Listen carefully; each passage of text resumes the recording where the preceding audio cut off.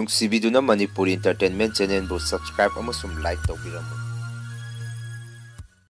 ꯃꯌꯥꯝꯕꯨ ꯑꯍꯥꯟꯕꯃꯛꯇꯗ ꯏꯀꯣꯛꯅꯣꯅ ꯈꯣꯏꯔꯝꯖꯔꯤ꯫ ꯉꯁꯤꯗꯤ ꯋꯥꯔꯤ ꯑꯇꯦꯟꯕ ꯃꯌꯥꯝꯒꯤ ꯇꯨꯝꯕ ꯅꯨꯡꯉꯥꯏꯅꯕ ꯔꯤꯌꯦꯜ ꯍꯣꯔꯔ ꯁ꯭ꯇꯣꯔꯤ ꯑꯅꯤꯈꯛ ꯃꯌꯥꯝꯒꯤ ꯃꯐꯝꯗ ꯈꯨꯗꯣꯟ ꯇꯝꯖꯒꯦ꯫ ꯋꯥꯔꯤ ꯑꯁꯤꯕꯨ ꯂꯥꯟꯊꯣꯛꯆꯈꯤꯕ ꯃꯇꯝꯗ ꯁꯣꯏꯈꯤꯕ ꯂꯥꯟꯈꯤꯕ ꯌꯥꯎꯔꯕꯁꯨ ꯃꯌꯥꯝꯅ ꯉꯥꯛꯄꯤꯌꯨ꯫ ꯅꯨꯃꯤꯠ ꯑꯗꯨ ꯑꯩꯈꯣꯏ ꯏꯃꯥꯟꯅꯕ ꯑꯍꯨꯝ ꯁꯤꯡꯗꯥꯔꯣꯝꯗ ꯀꯣꯏꯕ ꯆꯠꯂꯝꯃꯤ꯫ ꯑꯩꯒꯤ ꯒꯥꯔꯤꯗ ꯑꯩꯈꯣꯏ ꯑꯍꯨꯝ ꯆꯠꯄꯅꯤ꯫ ꯑꯁꯨꯝꯅ ꯑꯩꯈꯣꯏꯅ ꯌꯨꯝꯗ ꯍꯜꯂꯛꯄꯗꯗꯤ ꯅꯨꯃꯤꯗꯥꯡ ꯋꯥꯏꯔꯝꯒꯤ ꯄꯨꯡ 4:30 ꯇꯥꯔꯝꯃꯤ꯫ ꯃꯇꯝ ꯑꯗꯨꯗ ꯏꯃꯥꯟꯅꯕ ꯑꯃꯅ ꯑꯁꯨꯝꯅ ꯍꯥꯏꯔꯛꯈꯤ, "ꯚꯥꯏ, ꯑꯩꯈꯣꯏꯅ ꯍꯣꯔꯦꯟ ꯍꯟꯈꯤꯕꯗ ꯂꯝꯁꯥꯡꯗ ꯄꯨꯂꯤꯁ ꯆꯦꯛ ꯂꯩꯔꯝꯒꯗꯕ ꯃꯥꯜꯂꯤ꯫ ꯑꯩꯈꯣꯏꯗꯤ ꯒꯥꯔꯤ ꯑꯃꯗꯁꯨ ꯑꯩꯈꯣꯏ ꯑꯍꯨꯝ ꯄꯨꯂꯞ ꯂꯥꯛꯄꯅꯤ꯫ ꯍꯦꯜꯃꯦꯠꯁꯨ ꯌꯥꯎꯗꯦ, ꯗ꯭ꯔꯥꯏꯚꯤꯡ ꯂꯥꯏꯁꯦꯟꯁꯁꯨ ꯌꯥꯎꯗꯦ꯫ ꯍꯣꯔꯦꯟꯗꯤ ꯑꯩꯈꯣꯏ ꯑꯍꯨꯝ ꯁꯣꯏꯗꯅ ꯐꯥꯔꯅꯤ, ꯀꯝꯗꯧꯁꯤꯒꯦ?" ꯍꯥꯏꯔꯛꯈꯤ꯫ ꯃꯇꯝ ꯑꯗꯨꯗ ꯑꯩꯒꯤ ꯏꯃꯥꯟꯅꯕ ꯑꯃꯅ ꯑꯃꯨꯛ ꯁꯨꯝꯅ ꯈꯨꯝꯃꯛꯈꯤ, "ꯍꯦꯔꯥ, ꯑꯗꯨꯒꯤꯕꯨ ꯀꯔꯤꯁꯨ ꯈꯜꯂꯨꯅꯨ꯫ ꯍꯣꯔꯦꯟ ꯂꯝꯗꯦꯡꯔꯣꯝꯗꯒꯤ ꯐꯥꯎꯖꯜꯂꯒ ꯏꯔꯣꯏꯁꯦꯝꯕꯒ ꯂꯝꯗꯦꯡꯒ ꯇꯥꯏꯅꯅ ꯂꯩꯕ ꯆꯤꯡꯌꯥ ꯆꯤꯡꯈꯣꯡ ꯑꯗꯣꯝꯗ ꯆꯠꯄ ꯌꯥꯕꯅꯤ꯫ ꯃꯗꯨꯗꯒꯤ ꯑꯣꯏꯅ ꯆꯠꯂꯒ ꯂꯣꯏꯔꯦ, ꯀꯔꯤꯃꯠꯇ ꯄꯥꯈꯠꯀꯅꯨ, ꯑꯩ ꯂꯝꯕꯦꯜ ꯂꯣꯏꯅ ꯈꯪꯉꯤ" ꯍꯥꯏꯔꯛꯈꯤ꯫ ꯑꯁꯨꯝꯅ ꯑꯩꯈꯣꯏ ꯂꯝꯗꯦꯡꯗꯒꯤ ꯐꯥꯎꯖꯜꯂꯒ ꯆꯤꯡꯌꯥ ꯆꯤꯡꯈꯣꯡ ꯑꯗꯣꯝꯗ ꯒꯥꯔꯤ ꯊꯧꯗꯨꯅ ꯂꯥꯛꯑꯝꯃꯤ꯫ ꯅꯨꯃꯤꯠꯁꯨ ꯇꯥꯁꯜꯂꯛꯄꯗꯒꯤ ꯃꯝꯁꯤꯜꯂꯛꯑꯝꯃꯤ꯫ ꯑꯗꯨꯕꯨ ꯏꯃꯥꯟꯅꯕ ꯑꯩꯈꯣꯏ ꯑꯍꯨꯝꯅ ꯃꯐꯝ ꯑꯗꯣꯝꯗꯒꯤ ꯂꯥꯛꯄꯗ ꯆꯤꯡꯌꯥ ꯆꯤꯡꯈꯣꯡ ꯑꯗꯨ ꯃꯤ ꯏꯇꯥꯛ ꯇꯥꯛꯑꯒ ꯃꯤꯑꯣꯏ ꯑꯃꯠꯇ ꯆꯠꯄ ꯎꯔꯝꯗꯦ꯫ ꯂꯝꯕꯦꯟꯁꯨ ꯀꯌꯥ ꯐꯕ ꯍꯥꯏꯕꯗꯨ ꯑꯣꯏꯗꯦ꯫ ꯃꯇꯝ ꯑꯗꯨꯗ ꯏꯃꯥꯟꯅꯕ ꯑꯃꯅ, "ꯒꯥꯔꯤ ꯉꯥꯏꯍꯥꯛ ꯈꯥꯝꯃꯨ, ꯑꯗꯨꯒ ꯃꯄꯥꯟ ꯑꯃꯨꯛꯇ ꯊꯣꯛꯈꯤꯁꯤ, ꯋꯥꯔꯦ꯫ ꯉꯁꯥꯏꯗꯒꯤ ꯑꯩꯈꯣꯏ ꯑꯍꯨꯝ ꯒꯥꯔꯤ ꯑꯁꯤꯗ ꯅꯝꯁꯤꯜꯂꯒ ꯊꯧꯔꯛꯄꯗ ꯑꯃꯨꯛꯇ ꯈꯥꯝꯃꯨ" ꯍꯥꯏꯔꯛꯈꯤ꯫ ꯃꯗꯨꯗ ꯑꯩꯅ ꯑꯃꯨꯛ ꯑꯁꯨꯝꯅ ꯍꯥꯏꯔꯝꯃꯤ, "ꯑꯁ ꯚꯥꯏ, ꯒꯥꯔꯤꯗꯤ ꯈꯥꯝꯃꯒꯨꯝꯁꯤ꯫ ꯃꯐꯝꯁꯤꯗ ꯃꯄꯥꯟ ꯅꯨꯡꯄꯥꯟ ꯊꯣꯛꯆꯤꯟꯕ ꯅꯨꯡꯉꯥꯏꯒꯗꯕ ꯃꯥꯟꯗꯦ꯫ ꯃꯝꯁꯨ ꯃꯝꯃꯦ, ꯑꯩꯗꯤ ꯀꯤꯕꯨ ꯀꯤꯔꯛꯑꯕꯅꯤ꯫ ꯍꯣꯔꯦꯟ ꯃꯐꯝꯁꯤꯗꯒꯤ ꯈꯔ ꯂꯥꯟꯊꯣꯛꯑꯒ ꯑꯣꯏꯅ ꯈꯥꯝꯃꯁꯤ" ꯍꯥꯏꯔꯝꯃꯤ꯫ ꯑꯗꯨꯕꯨ ꯏꯃꯥꯟꯅꯕ ꯑꯅꯤꯗꯨꯅ "ꯀꯔꯤꯁꯨ ꯇꯧꯔꯣꯏ, ꯉꯥꯏꯍꯥꯛꯇꯅꯤ, ꯑꯃꯨꯛꯇ ꯈꯥꯡꯈꯣ" ꯍꯥꯏꯗꯨꯅ ꯑꯩꯉꯣꯟꯗ ꯇꯛꯁꯜꯂꯛꯄꯗꯒꯤ ꯆꯤꯡꯌꯥꯗꯨꯒꯤ ꯂꯝꯕꯦꯟ ꯃꯇꯥꯏ ꯑꯃꯗ ꯑꯩꯅ ꯒꯥꯔꯤꯗꯨ ꯈꯥꯝꯃꯝꯃꯤ꯫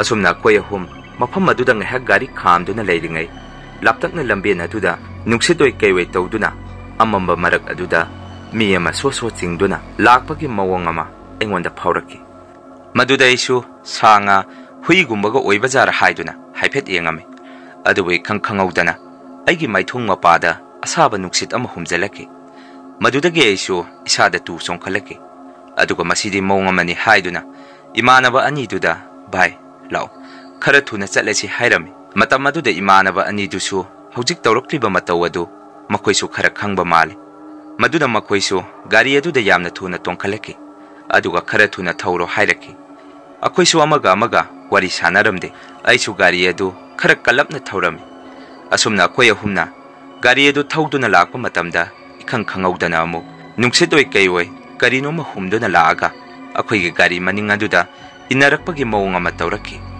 ꯃꯗꯨꯗꯒꯤ ꯉꯥꯏꯍꯥꯛ ꯂꯩꯔꯒꯗꯤ ꯃꯅꯤꯡꯗ ꯇꯣꯡꯉꯤꯕ ꯏꯃꯥꯟꯅꯕ ꯑꯗꯨꯅ ꯑꯁꯨꯝꯅ ꯍꯥꯏꯔꯛꯈꯤ, "ꯚꯥꯏ, ꯑꯩꯒꯤ ꯇꯨꯡꯗ ꯀꯔꯤꯅꯣ ꯈꯪꯗꯦ, ꯐꯨꯔꯤꯠ ꯆꯤꯡꯉꯛꯄꯒꯤ ꯃꯑꯣꯡ ꯑꯃ ꯇꯧꯔꯛꯏ꯫ ꯚꯥꯏ, ꯒꯥꯔꯤꯗꯣ ꯈꯤꯇꯪ ꯊꯨꯅ ꯊꯧꯔꯣ" ꯍꯥꯏꯗꯨꯅ ꯀꯟꯅ ꯂꯥꯎꯔꯛꯈꯤ꯫ ꯃꯇꯝ ꯑꯗꯨꯗꯗꯤ ꯑꯩꯈꯣꯏ ꯑꯍꯨꯝꯁꯨ ꯇꯔꯪ ꯃꯔꯪ ꯄꯥꯈꯠꯃꯟꯈꯤꯗꯨꯅ ꯑꯩꯁꯨ ꯒꯥꯔꯤ ꯑꯗꯨ ꯂꯩꯖꯕꯤ ꯊꯥꯗꯨꯅ ꯀꯟꯅ ꯊꯧꯔꯝꯃꯤ꯫ ꯑꯁꯨꯝꯅ ꯎꯆꯤꯟ ꯅꯥꯆꯤꯟ ꯑꯩꯈꯣꯏ ꯑꯍꯨꯝ ꯆꯤꯡꯌꯥ ꯑꯗꯨ ꯂꯥꯟꯊꯣꯔꯛꯇꯨꯅ ꯏꯔꯣꯏꯁꯦꯝꯕ ꯌꯧꯁꯤꯜꯂꯛꯑꯝꯃꯤ꯫ ꯃꯗꯨꯗꯒꯤ ꯑꯩꯈꯣꯏ ꯑꯍꯨꯝ ꯒꯥꯔꯤꯗꯤ ꯈꯥꯝꯗꯕꯤ ꯉꯥꯏꯍꯥꯛ ꯇꯞꯊꯔꯒ ꯇꯨꯡ ꯑꯣꯟꯗꯨꯅ ꯍꯥꯏꯐꯦꯠ ꯌꯦꯡꯉꯝꯃꯤ꯫ ꯃꯇꯝ ꯑꯗꯨꯗ ꯑꯉꯛꯄ ꯑꯀꯤꯕ ꯃꯇꯧ ꯑꯃꯗ ꯆꯤꯡꯌꯥ ꯑꯗꯣꯝꯗ ꯃꯤꯒꯨꯝꯕ ꯃꯥꯟꯕ ꯑꯃ ꯆꯦꯟꯁꯤꯟꯈꯤꯕꯒꯤ ꯃꯇꯧ ꯑꯃꯗ ꯑꯩꯈꯣꯏ ꯑꯍꯨꯝꯅ ꯎꯔꯝꯃꯤ꯫ ꯑꯗꯨꯒ ꯑꯩꯈꯣꯏꯅ ꯆꯠꯂꯤꯕ ꯅꯨꯃꯤꯠ ꯑꯗꯨꯒꯤ ꯅꯣꯡꯉꯥꯟꯕꯗꯅ ꯂꯝꯇꯥ ꯊꯥꯡꯖ ꯑꯔꯣꯏꯕ ꯅꯨꯃꯤꯠꯁꯨ ꯇꯥꯔꯝꯃꯤ꯫ ꯃꯁꯤꯒꯤ ꯃꯇꯨꯡꯗꯒꯤꯗꯤ ꯑꯩꯈꯣꯏ ꯑꯍꯨꯝꯁꯨ ꯄꯥꯈꯠꯃꯟꯈꯤꯗꯨꯅ ꯌꯨꯝ ꯌꯧꯗ꯭ꯔꯤꯐꯥꯎ ꯋꯥ ꯑꯃꯠꯇ ꯉꯥꯡꯅꯔꯝꯗꯦ꯫ ꯑꯩꯁꯨ ꯏꯃꯥꯟꯅꯕ ꯑꯅꯤꯗꯨꯕꯨ ꯃꯈꯣꯏꯒꯤ ꯃꯌꯨꯝꯗ ꯊꯥꯗꯕꯤꯔꯝꯗꯨꯅ ꯌꯨꯝꯗ ꯍꯜꯂꯛꯈꯤ꯫ ꯑꯗꯨꯒ ꯑꯩꯁꯨ ꯊꯣꯡꯒꯥꯟ ꯃꯄꯥꯗ ꯒꯥꯔꯤ ꯉꯥꯏꯍꯥꯛ ꯈꯥꯝꯗꯨꯅ ꯏꯁꯥꯗ ꯃꯩꯈꯦꯠ ꯑꯣꯛꯊꯣꯛꯇꯨꯅ ꯌꯨꯝꯗ ꯆꯪꯉꯝꯃꯤ꯫ ꯑꯗꯨꯕꯨ ꯅꯣꯡ ꯅꯤꯅꯤ ꯂꯩꯔꯒꯗꯤ ꯑꯩꯒꯤ ꯏꯃꯥꯟꯅꯕ ꯑꯃꯗꯤ ꯃꯁꯥꯗ ꯂꯥꯏꯍꯧ ꯍꯧꯗꯨꯅ ꯑꯁꯥꯕ ꯀꯥꯗꯨꯅ ꯌꯥꯝꯅ ꯀꯟꯅ ꯅꯥꯕ ꯍꯧꯔꯛꯈꯤ꯫ ꯑꯩꯈꯣꯏꯁꯨ ꯅꯥꯔꯤꯕ ꯏꯃꯥꯟꯅꯕ ꯑꯗꯨꯒꯤ ꯃꯌꯨꯝꯗ ꯆꯠꯇꯨꯅ ꯏꯃꯥꯟꯅꯕꯗꯨꯒꯤ ꯏꯃꯨꯡꯒꯤ ꯃꯤꯑꯣꯏꯗ ꯑꯩꯈꯣꯏꯅ ꯊꯦꯡꯅꯔꯛꯈꯤꯕ ꯑꯀꯤꯕ ꯊꯧꯗꯣꯛ ꯑꯗꯨꯒꯤ ꯃꯇꯥꯡꯗ ꯋꯥꯔꯤ ꯇꯝꯗꯨꯅ ꯈꯪꯍꯜꯂꯝꯃꯤ꯫ ꯃꯗꯨꯗꯒꯤꯗꯤ ꯏꯃꯥꯟꯅꯕꯗꯨꯒꯤ ꯏꯃꯨꯡꯒꯤ ꯃꯤꯑꯣꯏꯅ ꯑꯩꯈꯣꯏꯗ ꯑꯁꯨꯝꯅ ꯍꯥꯏꯔꯛꯈꯤ, "ꯃꯗꯨꯗꯤ ꯂꯥꯏ ꯑꯣꯛꯅꯕ ꯑꯣꯏꯔꯝꯕꯁꯨ ꯌꯥꯏ꯫ ꯃꯥꯒꯤ ꯂꯥꯏꯍꯧ ꯈꯨꯍꯧ ꯑꯁꯤꯗꯤ ꯍꯤꯗꯥꯛ ꯆꯥꯔꯕꯁꯨ ꯁꯨꯛꯐꯠ ꯐꯠꯇꯦ, ꯀꯥꯟꯅꯗꯦ, ꯃꯥꯏꯕ ꯑꯃ ꯀꯧꯔꯒ ꯌꯦꯡꯍꯟꯕꯅ ꯐꯔꯅꯤ" ꯍꯥꯏꯗꯨꯅ ꯃꯥꯏꯕ ꯑꯃ ꯀꯧꯔꯒ ꯏꯃꯥꯟꯅꯕꯗꯨꯕꯨ ꯂꯥꯏ ꯈꯨꯔꯨꯝ ꯊꯣꯛꯍꯜꯂꯝꯃꯤ꯫ ꯃꯇꯝ ꯑꯗꯨꯗ ꯃꯥꯏꯕ ꯑꯗꯨꯅꯁꯨ ꯑꯁꯨꯝꯅ ꯍꯥꯏꯔꯛꯈꯤ, "ꯅꯈꯣꯏ ꯑꯍꯨꯝ ꯆꯠꯃꯤꯟꯅꯕꯗ ꯗꯁꯥ ꯄꯥꯡꯗꯕ, ꯗꯁꯥ ꯁꯣꯟꯕ ꯃꯉꯣꯟꯗ ꯑꯐꯠꯇꯕ ꯇꯤꯟꯃꯨ ꯂꯥꯏꯃꯨꯁꯤꯡ ꯑꯗꯨ ꯃꯥꯒꯤ ꯃꯇꯨꯡꯗ ꯏꯟꯅꯔꯛꯄꯅꯤ꯫ ꯐꯔꯦ, Hojikti karisu tauraroi. Taubadabu hayengkhaidi nakhoi amam marak lamhang tumangda kuicha chatkan. Nakhoina athengbada lamhang tumangda chatlurabasu thunganda yum changdringai nasada maigumba ma okthoaga yumda changu hairaki. Aduga numit aduda akhoi humna yumdagi thorokpadasu akhoi gi isada mafam adomda chatpada karinoma thodok ama thokadore haiduna isa dasu karinoma phawrami. Mayam ahambagi wari asi matang asaida loijare. Ani suba wari amuk mayamgi mafamda khudon tamjari. Thodok asi aigi babada thengnakiba thodok amani. Matam madu ai class 9 kari. Asumna aina class 9 tamlingai matam maduda akhoigi bobok yamna kanna ahangi leina naaduna leini. Asumna bobokna taibong pan thadoga chalamdai numit kharani waringai mamangda akhoigi yum madu asukki matik tamnarami. Nongmadi babana sumangda gari chamduna leiringai babagi mayambagi nupi imayaiga masak sap manaba nupi ama imungdagi thonganda thoki hai.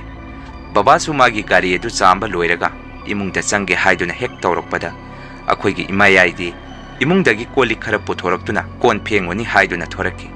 Matam aduda babadi punganga ami karino hojikta thokibadubo akhoi tema natru karino aibu manglani tema amukta ngaibiko tema nga hakki mamangda thonganda thokpirubra haiduna babana hangami hai. Maduda akhoi imayaidi masaidagi imungda le mapanda thoba leitri hairaki. Asumna nongmagi akhoigi imung asi tamnaba horaki. Numidagi matamdasu yena khamaning mayada kanaguma mioi khara wari sabagi mawongda murung sonba makhon kaya ama tarami. Adubu nongma numidang wairam amada ikhang khangaudana akhoigi bobok akhoibu thadoktuna satki.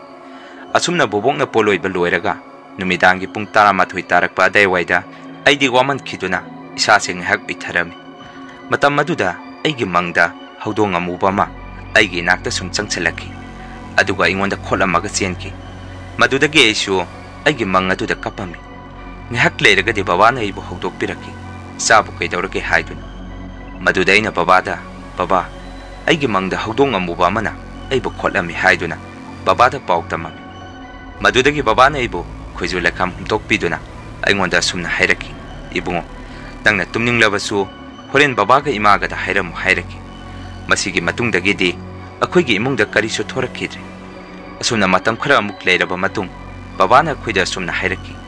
Imung asida mamangda akikiba thodok kaya ama thokibadu atei karigi sunati. Nakhoi nabokna yamna kanna naaduna leibana afataba tinmu laimu singna nabokpu lawbo lakpani haiduna babana khoida kona abokna leikidraba matungda hairaki. Mayam wari asi matang asaida loijare. Wari asi ngasidi kharesu tenkhre.